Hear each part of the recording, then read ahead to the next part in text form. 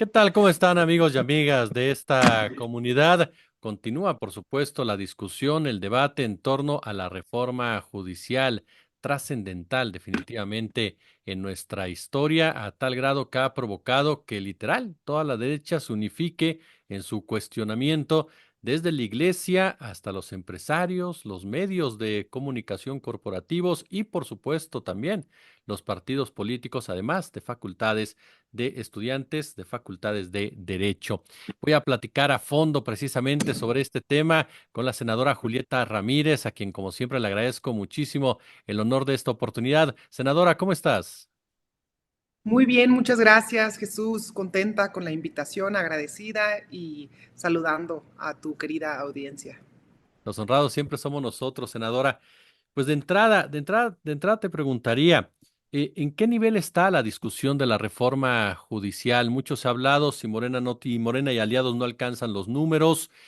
Hemos visto en los últimos días, en las últimas horas, tú lo comentabas también en X, pronunciamientos verdaderamente, y esto es una apreciación personal, ofensivos de parte de jueces que se comparan con fontaneros, otros más que dicen que no hay problema en el Poder Judicial. ¿En qué momento está la discusión? Mira, sin duda la discusión se ha vuelto un poco más álgida en estos momentos rumbo a las vísperas de su definitiva aprobación. Por un lado, hemos visto que en la semana pasada en la Cámara de Diputados ya se aprobó la reforma y nos enviaron la minuta aquí al Senado de la República. Y en este momento ya se instalaron las comisiones unidas, que es la Comisión de Puntos Constitucionales que preside la maestra Ernestina Godoy y la Comisión de Puntos Legislativos que preside nuestra compañera Citlali Hernández y estamos convocados, una servidora es integrante de la Comisión de Puntos Constitucionales, estamos convocados para el día domingo a mediodía para empezar a discutir en lo general el dictamen, la minuta en la Cámara de Senadores. Apenas estaríamos discutiendo en comisiones.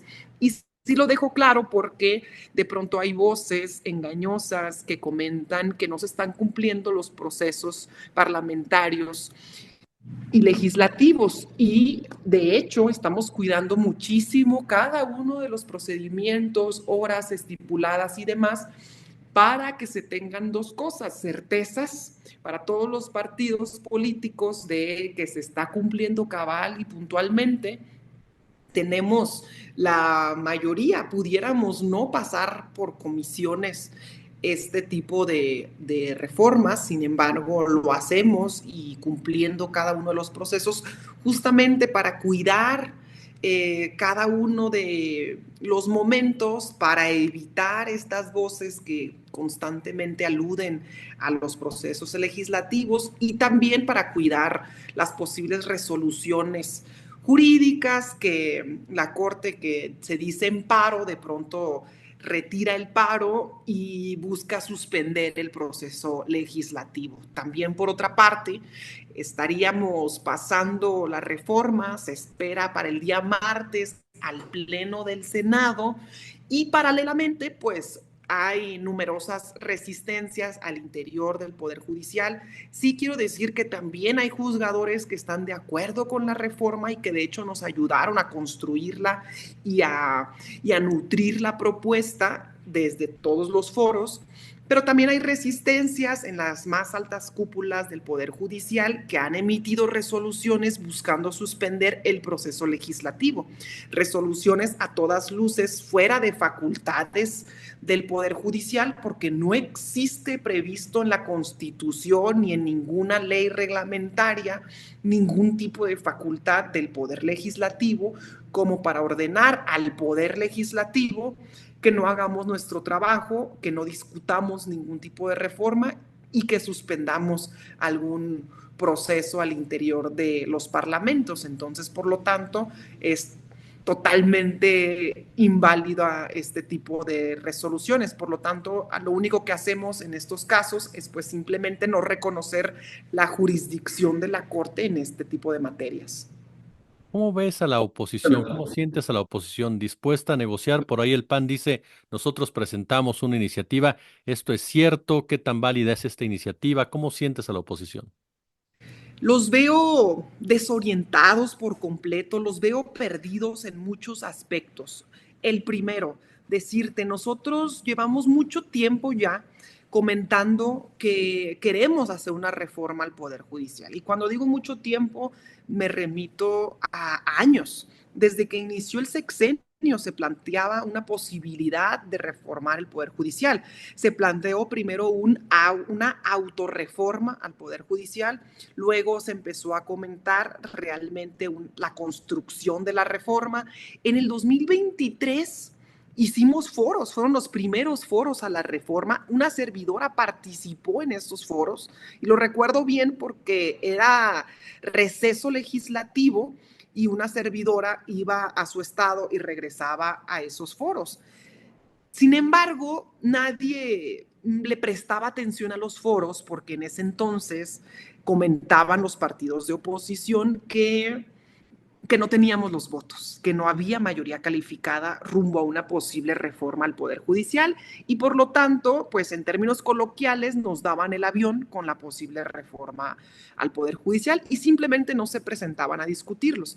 Fue hasta que pasa el proceso electoral de este 2024 donde empezaron a darse cuenta que las posibilidades se veían más cercanas. Pero antes de eso, subestimaron la capacidad de organización del pueblo de México rumbo a una propuesta real de este movimiento. Creo que esta pudo haber sido una primera lección que ellos debieron de haber interpretado como tal, pero como siempre no lo hicieron.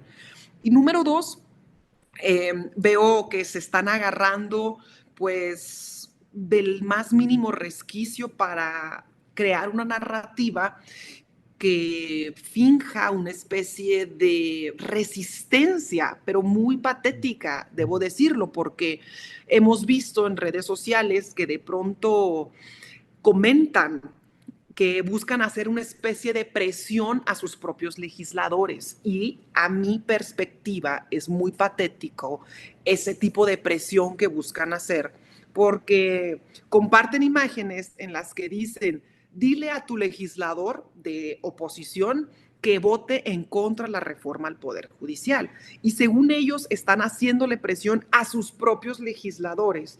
Y esto es, pues, muy pues deprimente para la propia oposición, porque si fuera una oposición unida y consolidada, no tuvieran que estar haciendo ningún tipo de presión a sus propios legisladores si tan seguros estuvieran de tener al menos esos votos. Entonces, creo que están haciendo o buscando migajas de sus propios legisladores y todavía necesitan que sus propios legisladores emitan públicamente cuál va a ser su voto para asegurarse o darse cuenta de una vez cuál va a ser el sentido de su voto. Y esto es a todas luces pues una evidencia de que no tienen ni control ni unidad ni fuerza al interior de sus propios grupos parlamentarios. Y para concluir esta intervención, te diría que han estado en contra de todo el sexenio. Estuvieron en especial los últimos 3 años en esta última legislatura, en la legislatura 65. Estuvieron en contra, bueno, el PAN desde un principio de que las pensiones para adultos mayores estuvieran en la Constitución, estuvieron en contra cada año de todos los presupuestos que aseguraban el recurso para los programas sociales, las pensiones para adultos mayores, las pensiones para las personas con discapacidad, las becas para los jóvenes, estuvieron en contra de la ley eléctrica constitucional, estuvieron en contra de la reforma electoral que propusimos. No sorprende que estén ahora en contra de la reforma al Poder Judicial. ¿Por qué es necesario, senadora, democratizar el poder judicial? Porque hemos escuchado en los últimos días muchas posturas respecto a que no es necesario, a que no tiene por qué llevarse a cabo una acción de esa naturaleza, pero ¿por qué es necesario democratizarlo? Resistencias al cambio son hasta cierto punto naturales y habrá constantes resistencias al cambio, en especial si hay personas que se benefician del status quo. Además, ¿qué te puedo decir y qué les puedo decir a quienes te escuchan? Número uno, que estamos ante la oportunidad histórica de transformar el Poder Judicial. Desde el 2018 la ciudadanía, el pueblo de México, participó en un proceso nacional, en una elección, en donde a todas luces coincidíamos todas y todos en que la corrupción, el nepotismo imperaba en todas las instituciones públicas de este país, en todas. Y se hizo un gran esfuerzo por combatir la corrupción que imperaba tanto en el poder legislativo como en el poder ejecutivo. El único poder que se resistió a esa transformación fue el poder judicial y que mantiene las mismas prácticas de antes del poder, de antes del 2018. Y algunas de estas prácticas, pues, se siguen propagando y todavía se concentran con mayor ahínco ante las vísperas de una posible reforma. ¿Qué busca, número uno, en grandes rasgos esta reforma? Número uno es la separación del poder político del poder económico al interior del poder judicial. Y tenemos evidencias en donde desde las más altas cúpulas o los más altos representantes de los juzgadores se toman decisiones a todas luces ilegales y que buscan beneficiar a algunos grupos de interés. Por ejemplo, y sabemos que son muy constantes estos ejemplos, pero es que son los ejemplos en donde demuestran los más grados altos de impunidad que perviven en ese poder. Por ejemplo, que la más alta figura de poder, la ministra presidenta del Poder Judicial, sea capaz de emitir, de otorgar un amparo para que uno de los empresarios de este país no pague 62,000 millones de pesos y que lo haga a todas luces, que lo haga a los ojos de todas y todos los ciudadanos. Está bien, fuera máscaras, pero si lo hacen a todas luces y no hay el más mínimo reparo ni la más mínima vergüenza, esto evidencia y demuestra el nivel de impunidad que existe en ese poder y también podemos desglosar algunos de los aspectos más importantes de la reforma que justamente busca atacar esos espacios. Y la democratización del poder judicial responde justamente a que logremos que los intereses económicos, que los intereses políticos no sean los que predominen al momento de tomar las decisiones de justicia en este país. Nosotros no queremos que sea la política la que domine al Poder Judicial. No queremos que sea la presidenta, el presidente, quien domine al momento de seleccionar quiénes vayan a ser los juzgadores o quiénes vayan a ser los encargados de la administración de justicia en este país. Queremos que sea un sistema autónomo en donde participen sí los poderes, pero quien tenga la decisión final sí sea la gente, que la gente se empodere, participe y deje de ver al poder judicial como ese poder ajeno, inalcanzable, inentendible, y además que el poder judicial deje de ser el lujo, el privilegio, el beneficio para unos muy poquitos en el país y que por el contrario sea el calvario, sea la violencia representada en una institución y sea pues, el no entender en absoluto para la gran mayoría de las y de los mexicanos. Para algunas personas, esta reforma representa la oportunidad histórica de transformar la manera en la que se imparte justicia. Para nosotros representa la reforma de reformas en el sexenio porque sí representa la manera, un cambio completo en la manera en la que se concibe la estructura y la administración de justicia y la manera en la que se concibe la designación de juzgadores del país. Y para otros sí representa pues el acabose en cuanto a la pérdida de recursos, de privilegios y de mantenimiento de redes de poder, de familiares, de manutenciones, de recursos públicos y por supuesto de las instituciones del país.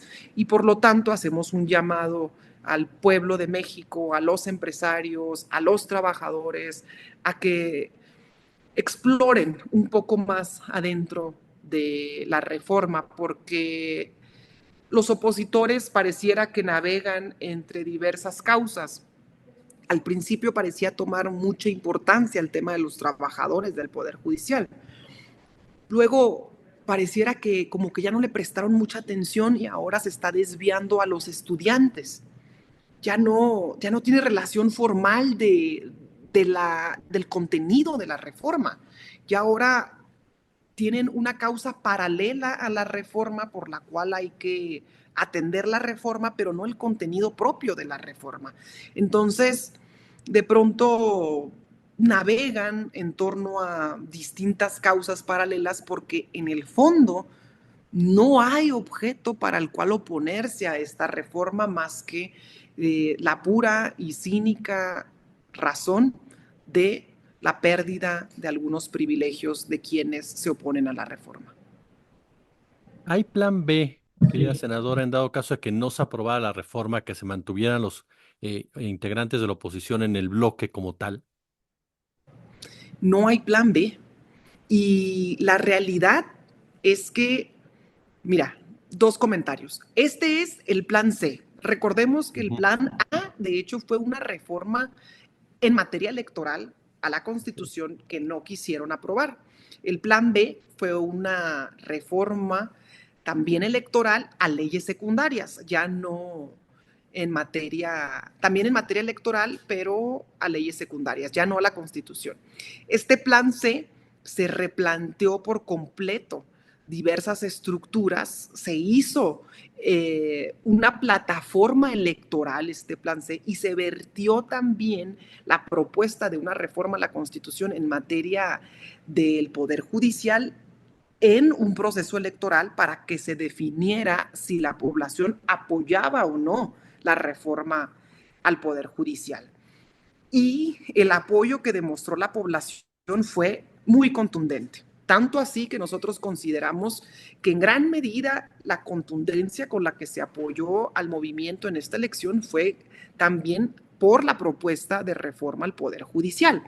Entonces, esta reforma no nada más es el mandato popular que se brindó al movimiento desde el 2018, es un mandato popular claramente otorgado al movimiento en este 2024 a partir de que vertimos la reforma al Poder Judicial en una plataforma electoral y en propuestas muy claras de campaña, incluso por parte de la doctora Claudia Sheinbaum.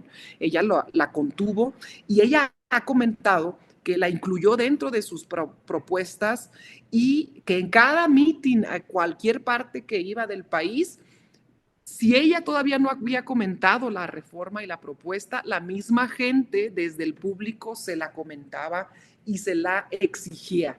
Entonces, nosotros también lo veíamos.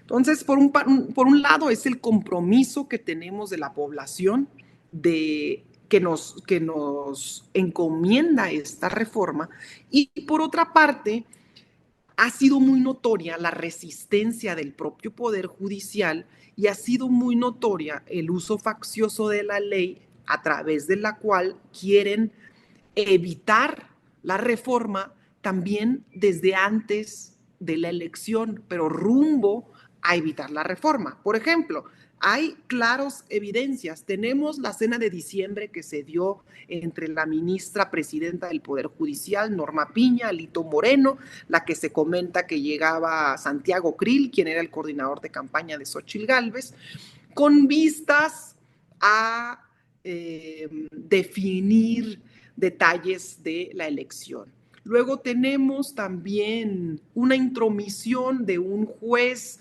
de hecho, en materia administrativa, por medio del cual la ministra presidenta del Poder Judicial quería hacer presión para que se designaran dos magistrados electorales y con eso tener mayoría en el Tribunal Electoral rumbo a la calificación del proceso electoral.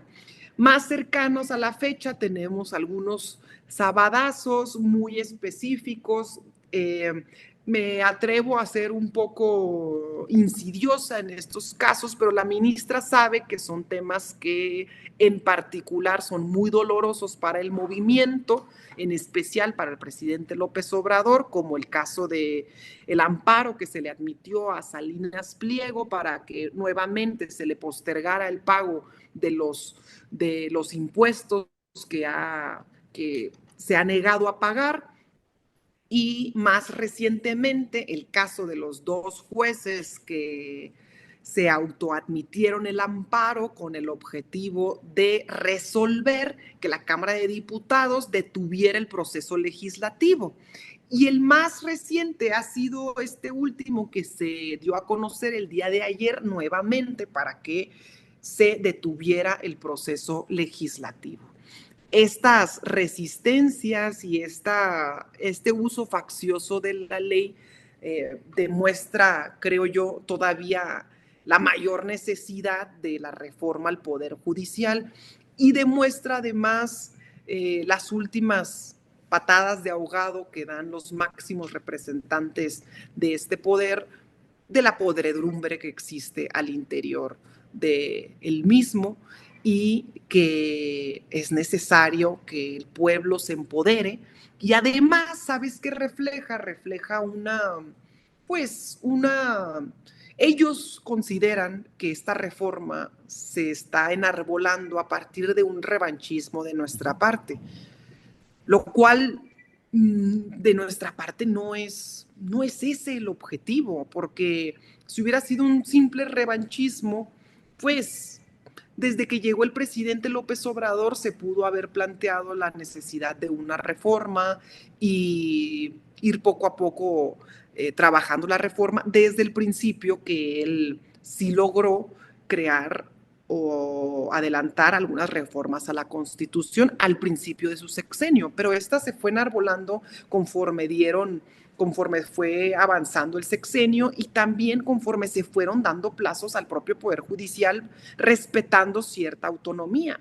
Pero tampoco podemos renunciar a nuestra encomienda histórica de transformar el país. Creo que estamos ante un momento crucial en donde la población ha dado el respaldo, el apoyo y donde además tenemos, fíjate, más apoyo de la gente para transformar el Poder Judicial que para el propio partido político.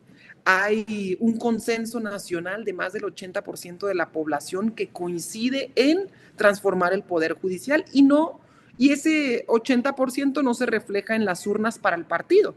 El partido podría tener un apoyo del 60%, 50%, pero el 80% de la población coincide en que estaría bien hacer una reforma al Poder Judicial, sobre todo para que esta es la primera etapa, esta es una primera etapa para que se transforme la visión en la que son elegidos, electos, nombrados los juzgadores de nuestro país, en donde recae la mayor responsabilidad y muchos otros aspectos importantes de la reforma. Y vendrá una segunda etapa crucial para que se mejore la administración de justicia en temas sumamente importantes como las fiscalías, ministerios públicos y demás. Senadora Julieta Ramírez, siempre es un verdadero placer platicar contigo y recibirte aquí en nuestra comunidad. Muchísimas gracias, Jesús. Terminaría solo diciéndoles a todos tus escuchas y televidentes que estamos ante un momento histórico donde el pueblo de México participó ampliamente. Como dice el presidente, lo hicimos entre todos, lo hicimos desde abajo. No es ninguna novedad que queramos hacer la reforma al Poder Judicial y tan no es novedad que la población apoyó este proceso y que muy constantemente estamos, o muy pocas veces en la vida estamos en esta ocasión en donde podemos hacer historia. A veces leemos la historia, escuchamos la historia, aprendemos de historia, pero muy pocas veces estamos presentes en el momento en donde se está haciendo historia. Y creo que este es uno de esos momentos más importantes en donde se está haciendo historia, en un momento político de gran relevancia que recordaremos en las siguientes décadas y donde nos corresponderá tomar el destino de la nación en nuestras manos para que esta reforma esté ejecutada y sea muy bien ejecutada. Así que hacemos un llamado público a todas las personas a que se involucren, participen. La reforma es inminente, su aprobación va a ser inminente.